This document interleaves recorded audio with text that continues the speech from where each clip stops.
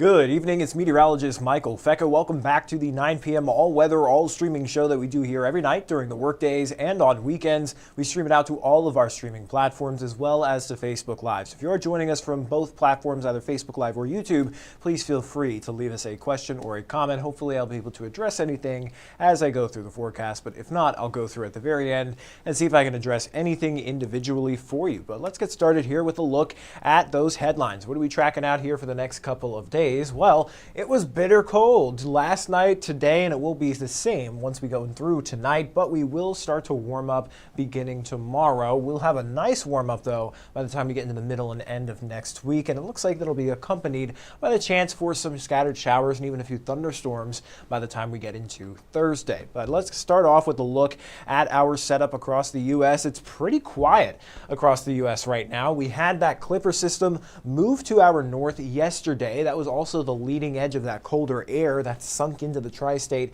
today. That Clipper system actually pushed off towards the East Coast last night and exited early this morning and left a good amount of snowfall along the I-95 corridor there from Washington up towards Philly and even up towards New York in a little places. They got a good bit of snow, and now they're starting to get some of that colder air into their neck of the woods starting tonight. But we'll start to warm up here beginning tomorrow. But let's go over how cold it was earlier this morning. Our actual morning lows dropped down into the single digits tri-state wide. We dropped down to around 6 degrees here in the Evansville area, but when you factor in the wind, our wind chill was as low as -9. So a very, very bitter start this morning. Hopefully many folks didn't really have to brace that during the brace that outside. Hopefully many of you stayed indoors during the coldest part of the morning, but if not, definitely needed those layers to get out there. But looking at our cold alerts, our cold weather alerts have actually expired earlier today for much of the tri-state. We still have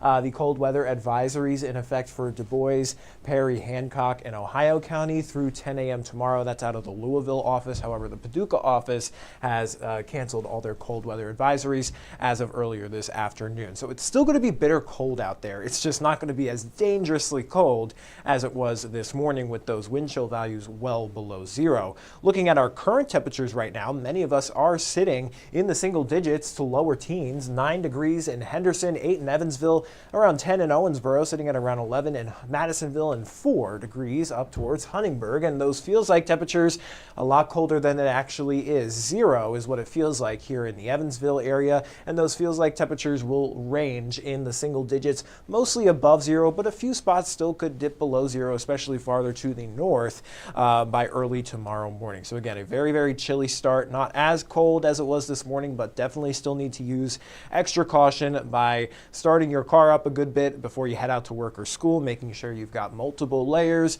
and you want to cover up any and all exposed skin, especially if you're going to have any kids waiting out for the bus in the bus stop. So those are all things you need to remember. But outside of the morning, tomorrow isn't going to be too bad. We'll start to warm back up into the lower to mid 30s by tomorrow afternoon with mostly sunny skies. Winds will also be a bit breezy out of the southwest with gusts up to 20 miles per hour, and that's going to kind of kickstart that warming trend that we're going to see through the rest of the work week. And that warming trend also getting picked up here on our 8 to 14 day temperature outlook as we go through the middle and end of the month of December. It looks like we're just going to remain on the warmer side there. And looking at our temperature trend, you can see that happening over the next several days. Tomorrow will still remain below average, but a lot warmer than it was today. Our average highs are usually in the mid 40s. We'll be right on par with that for Tuesday. However, we'll start to rise above that. Our average high on Wednesday will we'll get all the way back up into the lower 50s and then into the mid to upper 50s by Thursday.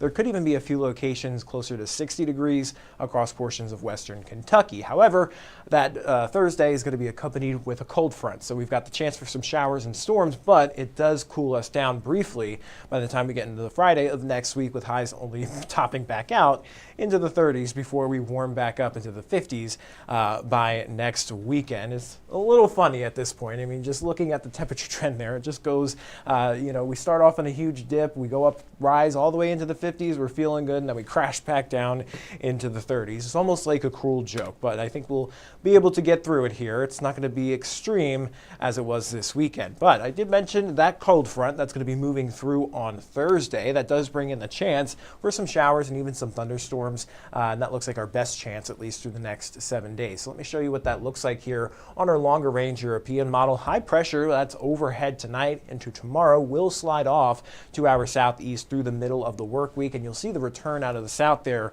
with winds. That's going to help warm us up there through the middle of the work week out ahead of this first cold front that may move through early Wednesday morning. However, it does look like it's going to be fairly dry. We may end up with just a few sprinkles Wednesday morning with a drier rest of the day on Wednesday.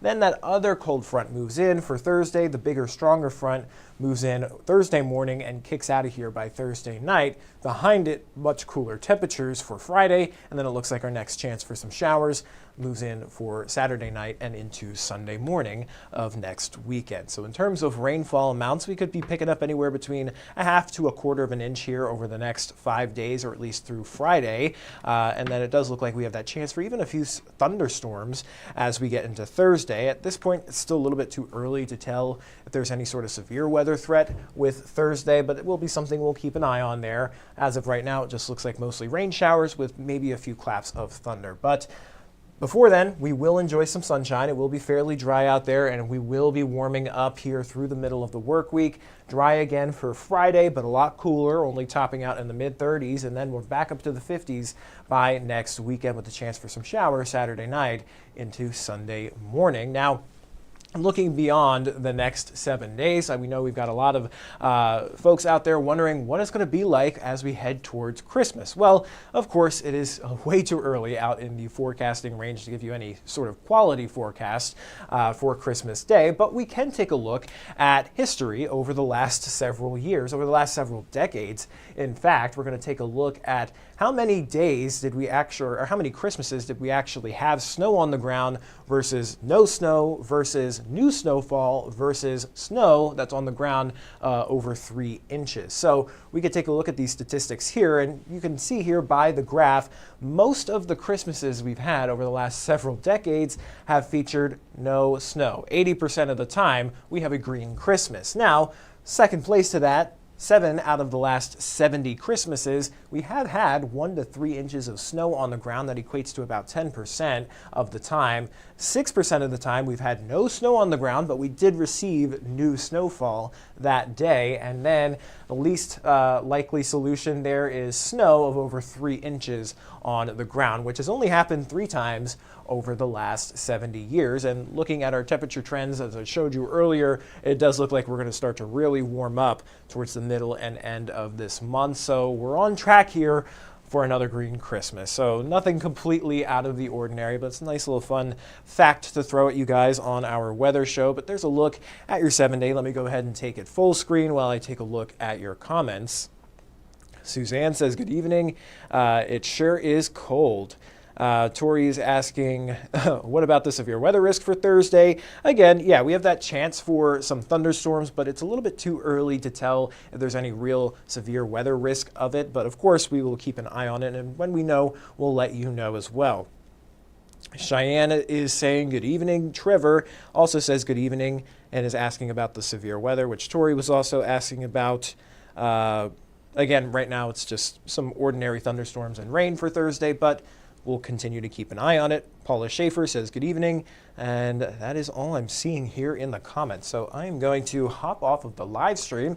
I'll send you guys over to 14 News at 10 for all the latest news and weather headlines. Of course, we will go on after Sunday Night Football wraps up, so hopefully that comes to an end sooner rather than later. But until then, everybody, stay safe and stay warm, and I'll see you again next week.